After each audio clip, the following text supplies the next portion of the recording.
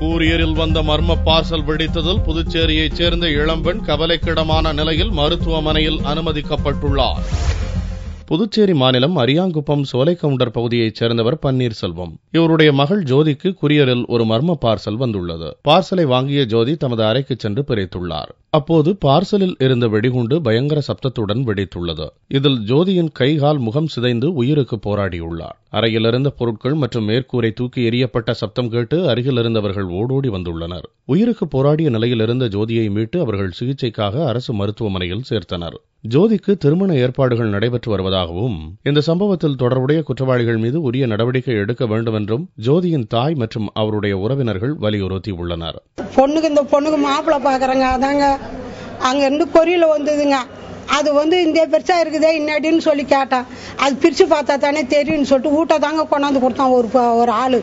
சரின்னு பிரிச்சு பார்த்தது தாங்க, அதாங்க பட்டுன்னு வெடிச்சிட்டு. தகவல் அறிந்து சம்பவ இடத்திற்கு விரைந்து வந்த போலீசார் குண்டுவெடிப்பு குறித்து விசாரணை நடத்தினர். மர்ம பார்சல் வெடித்து இளம்பெண் படுகாயம் அடைந்துள்ள சம்பவம் புதுச்சேரியில் பெரும் அதிர்ச்சியை ஏற்படுத்தியுள்ளது.